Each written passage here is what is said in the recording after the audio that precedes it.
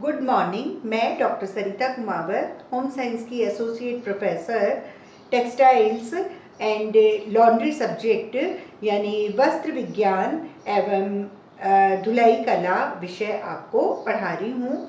और वस्त्र विज्ञान और धुलाई कला विषय के सिलेबस के अनुसार आपके सेकंड चैप्टर, दूसरा चैप्टर चल रहा है इन दिनों, क्लासिफिकेशन ऑफ फाइबर, रेशों का वर्गीकरण। रेशों के वर्गीकरण में हमने सेल्यूलोज फाइबर्स सारे पढ़ लिए हैं, कपास, लिनन, जूट, हेम्प, कॉयर।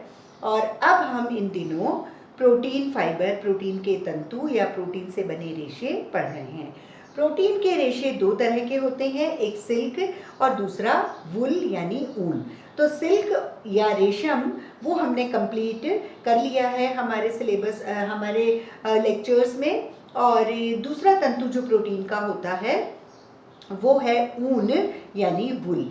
वो हमारा आज का टॉपिक है, वुल या ऊन। तो वुल जो होती है या ऊन जो एक तंतु होता है, जो एक रेशा होता है, वो भी सिल्क के समान ही प्राकृतिक तंतु है।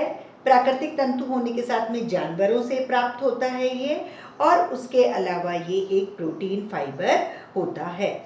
इसमें ये प्रोटीन से बना होता है। अगर हम ये सोचें कि वुल का क्या इतिहास होगा, तो वुल के इतिहास में शायद ये सोचने में आता होगा कि पहले जब लोगों को ठंड लगती होगी या ठंडे प्रदेशों में, तो कोई मृत जानवरों की खाल वो ओढ़ लिया करते होंगे, और या फिर कुछ इसी तरह से कवर करते होंगे अपनी बॉडी को कि उनको ठंड ना लगे। लेकिन उनके उसके बाद में उनको कुछ भेड़ें मिली होगी, भेड़ की ऊन मिली होगी, तो शायद उन्होंने उससे वुल यानी ऊन का आविष्कार करके अपने शरीर को सर्दी से बचाया होगा। और स्टार्टिंग में जो भेड़ें वगैरह उनको मिलती होगी, उनका रेशे, उनके जो बाल होते होंगे वो उन्होंने हटा लिए होंगे, और उनको बट दे के, मतलब ट्विस्ट दे के, ऐठन दे के मोटा सा सूत बनाते होंगे, और मोटा से सूत बनाने के बाद में मोटा खुरदरा कोई वस्त्र बनता होगा और उसको वो इस्तेमाल करते होंगे। लेकिन जैसे जैसे टेक्निक्स भी बढ़ रही हैं या फिर संसार बढ़ता गया, जैसे जैसे चेंजेस आते गए क्लाइमेट में, जलवायु में, तो जो भेड़ के बाल, भेड़ों की नस्ल में उनकी जो प्रजाति है उनमें भी चेंजेस आए, और उनके बालों की जो क्वालिटी है उसमें भी चेंजेस आते गए। तो पहले मोटा खुरदरा वुल मिलता था, लेकिन आजकल कोमल, महीन, पतला और चमकीला, अच्छा लस्ट्रस वुल प्राप्त होता है। हमारे इंडिया में वुल का उत्पादन, ऊन का उत्पादन कश्मीर से शुरू हुआ। कश्मीर में ही सबसे ज़्यादा ये जानवर होते थे बाल वाले, और वहीं वुल बनना शुरू हुआ। और जो वुल की क्वालिटी है या ऊन की, हम ये कहें कि ऊन की क्या क्वालिटी है, ऊन का क्या गुण है और कैसा वो होना चाहिए, तो ऊन के जो गुण होते हैं या उसकी जो क्वालिटी है वो जानवर के ऊपर निर्भर करती है, किस जानवर से ले रहे हैं, जानवर को कैसी जलवायु में पाला गया, कैसी उनकी देखभाल की गई, कैसा उसको आहार दिया गया। तो इस तरह से जो एनिमल यानी जो जिस जानवर से उसके बाल ले रहे हैं, उस जानवर के ऊपर भी बहुत निर्भर करता है कि ऊन की क्वालिटी कैसी होती है। जैसे अगर हम देखते हैं कि ठंडे प्रदेशों में, ठंडे प्रदेश में जो जानवर पाए जाते हैं उनका जो वूल होता है वो कोमल और महीन होता है, जबकि जो गर्म प्रदेश होते हैं उनका जो वूल होता है वो थोड़ा सा कड़क और तार जैसा प्राप्त होता है। तो इस तरह से जलवायु का भी फर्क पड़ता है उनकी क्वालिटी पे। उसके अलावा ऊन कई सारे जानवरों से प्राप्त होती है, जैसे भेड़ से, बकरी से, ऊंट से, हिरन से और खरगोश से भी ऊन प्राप्त होती है। अब ऊन में ही एक सब टॉपिक ले रहे हैं हम, वेराइटीज ऑफ वुल, ऊन की श्रेणियाँ। ऊन की श्रेणियाँ, कुछ श्रेणियों में इनको बांटा गया है कि जो श्रेणी मतलब बहुत ही निम्न कोटि की है उससे क्या बनता है और जो बड़े तंतु होते हैं उनसे क्या बनता है। तो ऊन की श्रेणियों में 4 श्रेणियां हैं, महीन ऊन, मध्यम ऊन, लंबा ऊन और कालीन का ऊन। तो महीन ऊन जो होता है, फाइन वूल जो है वो मरीनो भेड़ से प्राप्त होता है और इन रेशों की लंबाई 1.5 से 5 इंच तक होती है। 1.5 से 5 इंच इन रेशों की लंबाई होती है। मरीनो भेड़ से महीन ऊन यानी फाइन वूल के रेशे प्राप्त होते हैं और ये ऑस्ट्रेलिया में सबसे ज़्यादा इसका उत्पादन होता है। दूसरी तरह की जो वूल है वो मीडियम वूल यानी मध्यम ऊन की वैरायटी होती है और मध्यम वूल ऊन जो है वो ऑक्सफोर्ड, सफोक और डॉरेस्ट नामक भेड़ों की, जो भेड़ों की एक क्वालिटी है, अलग अलग नस्ल है, ऑक्सफोर्ड नस्ल है, सफोक है, डॉरेस्ट है, तो इन नस्ल की जो भेड़ें होती हैं उनसे मध्यम ऊन यानी मीडियम वूल प्राप्त किया जाता है।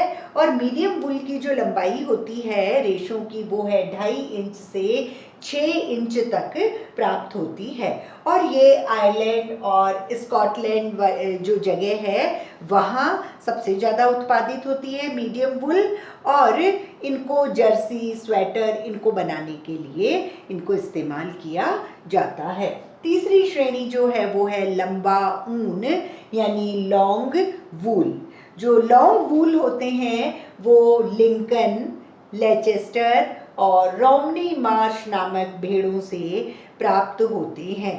लिंकन भेड़, लेचेस्टर भेड़ और रोमनी मार्श भेड़ जो होती है इन नस्लों की भेड़ों से लंबा ऊन प्राप्त होता है और लंबे ऊन के जो रेशे की लंबाई है वो करीब 5 से 6 इंच तक की प्राप्त होती है और चूंकि ये 5 से 6 इंच लंबे वूल होते हैं, इतने बड़े रेशे होते हैं, इसलिए इनसे लंबा, मजबूत और चमकदार वस्त्र बनाया जाता है। चौथी तरह की जो श्रेणी है वो है कारपेट वूल यानी कालीन का ऊन। कालीन का ऊन जो है वो 1 इंच से 5 इंच तक का लंबा होता है और इसमें लचीलापन बिल्कुल नहीं होता और इसमें एक तरह की वूल नहीं होती, कई तरह की भेड़ों की जो ऊन होती है उसको मिक्स करके और उसको बनाया जाता है कालीन की ऊन। इसीलिए ये थोड़ी सी हार्ड होती है, थोड़ी रफ होती है, चमक नहीं होती इसमें और लचीलापन नहीं होता, इसलिए इस कारपेट वूल से दरी, कालीन, कारपेट आदि बनाए जाते हैं। तो इस तरह से ऊन की जो श्रेणियां हैं वो 4 तरह की होती है।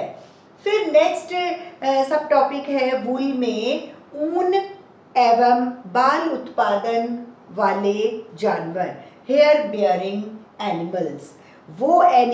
वो जानवर जिनके की हेयर्स, जिनके की बाल इस्तेमाल किए जाते हैं वूल बनाने के लिए।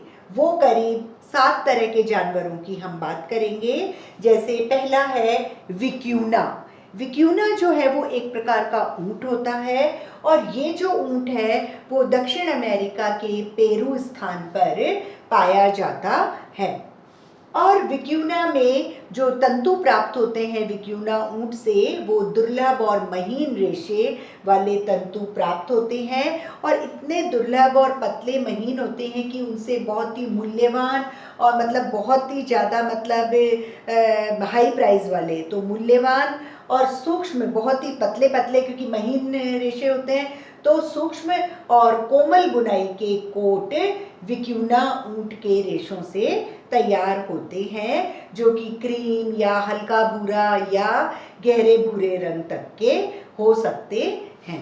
दूसरी तरह के जो एनिमल्स हैं वो है कश्मीरी बकरी, कश्मीरी गोट। कश्मीरी गोट जो है वो हिमाचल के तिब्बत क्षेत्र में पाई जाती है और जो कश्मीरी गोट के जो बाहरी बाल होते हैं, जो आउटर साइड के, वो तो थोड़े कड़क होते हैं, लेकिन गर्दन के अंदर वाले जो बाल होते हैं वो बहुत ही कोमल और नरम सिल्क के समान रेशे प्राप्त होते हैं कश्मीरी गोट की गर्दन के अंदर वाले भाग से, और इतना नरम होता है अंदर वाले बाल कि उससे महीन शॉल, मतलब बहुत ही सॉफ्ट वाले शॉल बनाए जाते हैं। तीसरी तरह के जो एनिमल हैं जिनके बाल, जिनके हेयर्स काम में लिए जाते हैं ऊन बनाने के लिए, वो है ऊंट यानी कैमल। कैमल में भी एक होते हैं बैक्ट्रियन और एक होते हैं दो कुंभ वाले, दो हम्प वाले। कोई तो एक हम्प वाला होता है बैक्ट्रियन और कोई होते हैं दो हम्प वाले ऊंट।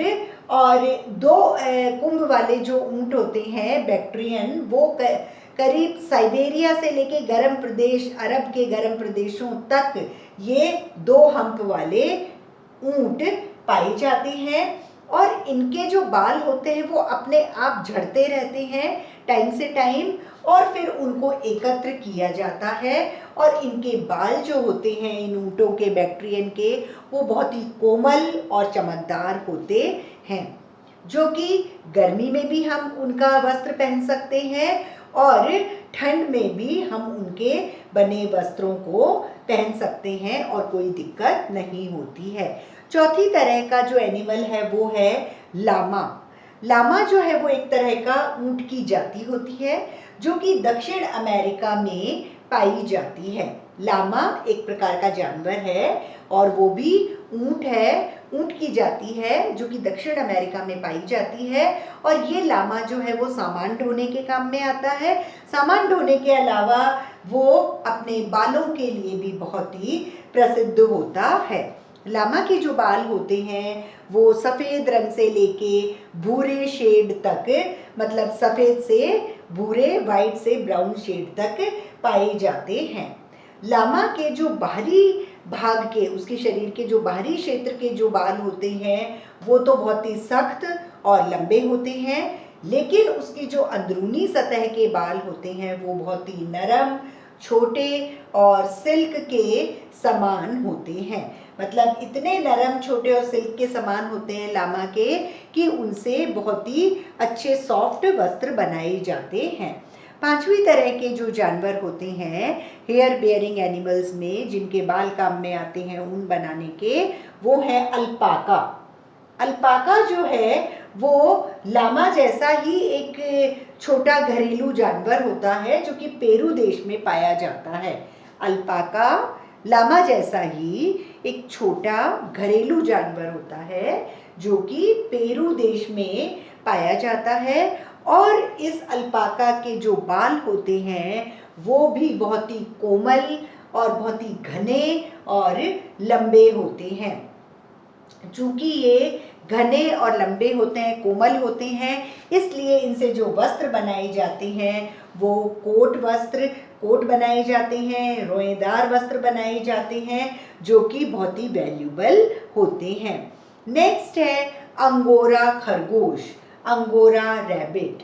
अंगोरा रैबिट से भी ऊन बनाई जाती है, उसके बालों से भी। तो अंगोरा रैबिट जो है वो कुछ घरेलू किस्म के ही होते हैं, लेकिन घरेलू किस्म में भी उनको बहुत ही बड़े पैमाने पर लोग पालते हैं और उनके बाल बहुत ही कोमल होते हैं और सफ़ेद होते हैं, रेशम जैसे चमकदार होते हैं। जो अंगोरा खरगोश, अंगोरा रैबिट होते हैं, उनके बाल बहुत ही वाइट, बहुत ही कोमल और रेशम जैसे बाल होते हैं, जिससे कि कोट बनाए जाते हैं या फिर बहुमूल्य वस्त्र, दूसरे वस्त्र भी बनाए जाते हैं। कोई दस्ताने हैं, कोई कैप है, कुछ और भी चीज़ें बनाई जाती है बहुत ही वैल्यूबल।